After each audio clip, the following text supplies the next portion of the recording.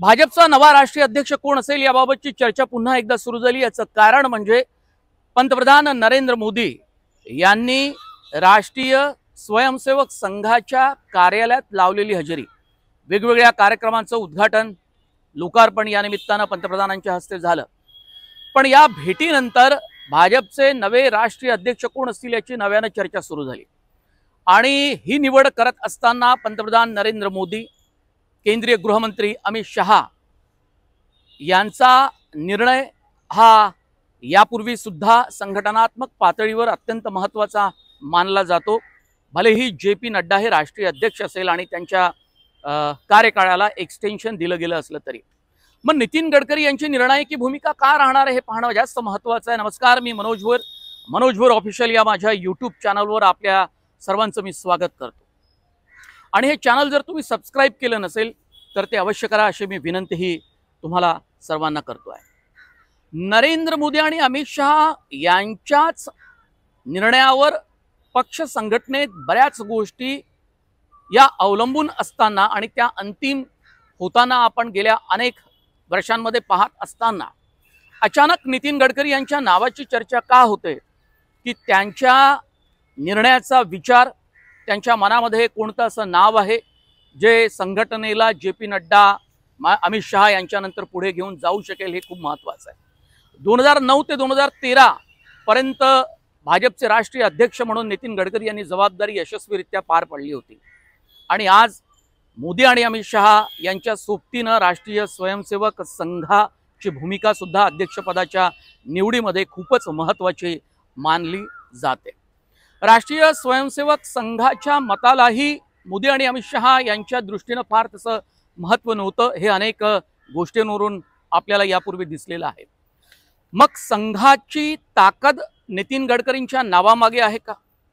कारण नितीन गडकरी सुद्धा मोदी आणि अमित शहा यांच्या सोबतीनं नव्या अध्यक्षपदासाठी निर्णय घेतील आणि यापूर्वी मोदी आणि अमित शहा यांचा वर्चस्व संघटनेवर आपल्याला दिसतोय, पूर्ण पकड संघटनेवर दिसतंय, राज्य कारभारावर दिसतंय आणि सगळे हे होत असताना नितीन गडकरींच्या सोबतीनं हा निर्णय अमित शहा आणि मोदी यांना का करावा लागणार आहे, जी सूत्रांची माहिती येते त्यानुसार आपण हे विश्लेषण करतोय। याचा अर्थ राष्ट्रीय स्वयंसेवक संघाच्या गुडबुकमध्ये असणारे, अत्यंत जवळचे असणारे केंद्रीय मंत्री नितीन गडकरी आहे। संघाचं कार्यालय नागपूरमध्ये आहे, गडकरी नागपूरमधले आहे, देवेंद्र फडणवीस राज्याचे मुख्यमंत्री नागपूरमधलेच आहेत। फडणवीसांच्या कारकिर्दीला उभारी येते, ते राज्याचे पुन्हा एकदा मुख्यमंत्री झाले, केंद्रातही त्यांचं वजन आहे, संघटनेतही त्यांचं वजन आहे। याशिवाय विनोद तावडे यांच्या नावाची राष्ट्रीय अध्यक्षपदासाठी चर्चा सुरू आहे। इतर नावांसोबत जी नावं शिवराज सिंग यांचं घेतलं जातं, मनोहरलाल खट्टर, धर्मेंद्र यादव, भूपेंद्र यादव हे संघटनेतले अत्यंत महत्त्वाचे चेहरे आहेत, पुरंदरेश्वरी देवी यांचंही नाव आहे। मग असं सगळं असताना नितीन गडकरी हे कुणाच्या बाजूनं आपलं मत टाकतील हेही पाहणं महत्त्वाचं आहे। विनोद तावडे जर त्यांचं नाव हे पुढे गेलं तर त्या नावाला बळ देण्याचं काम नितीन गडकरी निश्चितपणे करतील, कारण दोघेही महाराष्ट्राच्या राजकारणातले मुरब्बी नेते आहेत, गडकरी त्यांचे ज्येष्ठ नेते आहेत आणि महाराष्ट्रातल्या विनोद तावडेंच्या नावाला भरभक्कम पाठिंबा देण्याचं काम नितीन गडकरी निश्चितपणे करू शकतात। पण राष्ट्रीय अध्यक्ष असताना सुद्धा देशभरातल्या भाजपच्या संघटनात्मक पातळीवर काम करणाऱ्या अनेक ज्येष्ठ नेत्यांची त्यांची सलगी आहे। गडकरींचं नेतृत्व ते मानतात, केंद्रीय मंत्री म्हणून त्यांच्या कामाची प्रशंसाही करतात आणि त्यांच्या सकारात्मक राजकारणाचा एक वेगळा चाहता वर्ग भाजपमध्ये सुद्धा आहे। मग संघाला असं वाटलं असावं की नितीन गडकरी यांना आपण जर ताकद दिली आणि मोदी आणि अमित शहा यांच्या सोबतीनं त्यांनी सुद्धा काही विचार अध्यक्षांबाबत केला तर तो महत्त्वाचा ठरू शकतो, म्हणून केवळ मोदी आणि अमित शहा या दोन नेत्यांनी ठरवलेली नावच अंतिम होणार नाही, तर नितीन गडकरींच्या निर्णयाचा, त्यांच्या विचाराचा सुद्धा, म्हणजे त्यांच्या निर्णयाचा विचार सुद्धा हा मोदी अमित शहा यांना करावा लागेल, कारण गडकरी यांच्यासोबत राष्ट्रीय स्वयंसेवक संघ हा पूर्णपणे आहे, त्यांच्या पाठीशी आहे। म्हणून अमित शहा आणि मोदी यांना गडकरी यांचं नाव यावेळी वगळता येणार नाही अशी माहिती मिळते। गडकरी, मोदी आणि अमित शहा हे तिघे बसून आणि शेवटी संघाच्या मनामध्ये जे नाव आहे तेच नाव नितीन गडकरी यांच्या निर्णयातून बाहेर येऊ शकतं, हेही तितकंच महत्त्वाचं आहे. त्यामुळे नवा अध्यक्ष होईल त्यावर खूप मोठ्या जबाबदाऱ्या आहेत. 3 वर्षात पुढच्या 12 निवडणुका आहेत. आत्ताच्या घडीला 2025 मध्ये बिहारची निवडणूक आहे, मग 2026 मध्ये पश्चिम बंगाल, तामिळनाडू, आसाम या महत्त्वाच्या राज्यांच्या निवडणुका आहेत. आणि या सगळ्या महत्त्वाच्या निवडणुका होत असताना 19 प्रदेशाध्यक्षपदाच्या नावांची घोषणा बाकी आहे. 13ची आधीच झालेली आहे. महाराष्ट्रात चंद्रशेखर बावनकुळे जे आता मंत्री आहेत विद्यमान, त्यांना एक्सटेन्शन दिलं गेलं. त्यांच्या जागी नव्या नेत्याची निवड होणं यापूर्वीच आवश्यक होती. तशी जे पी नड्डा यांच्या कारकिर्दीला एक्सटेन्शन मिळालं कार्यकाळाला, कारण लोकसभा निवडणूक मध्ये होती. नंतर महाराष्ट्र, बिहार, जम्मू काश्मीर या विधानसभेच्या निवडणुका झाल्या.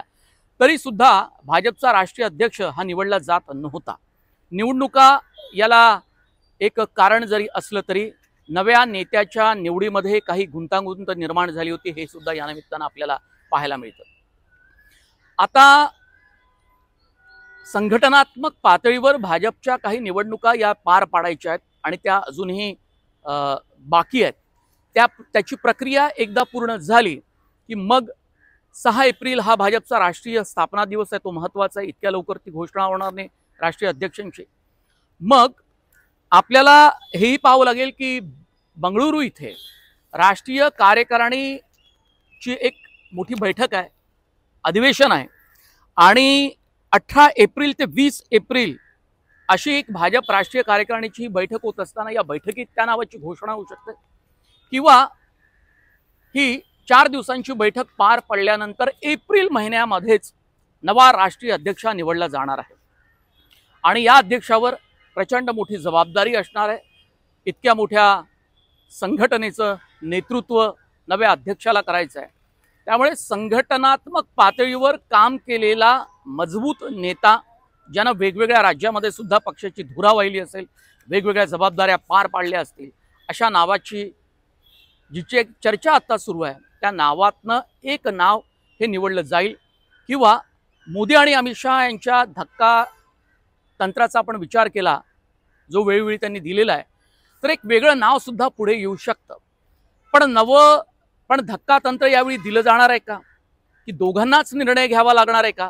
असं नाही, कारण नितीन गडकरींच्या सोबतीनं त्यांना निर्णय करायचा आहे. त्यामुळे आणखी काही गुंतागुंत या अध्यक्षपदाच्या निवडीच्या निमित्ताने निर्माण होऊ शकते.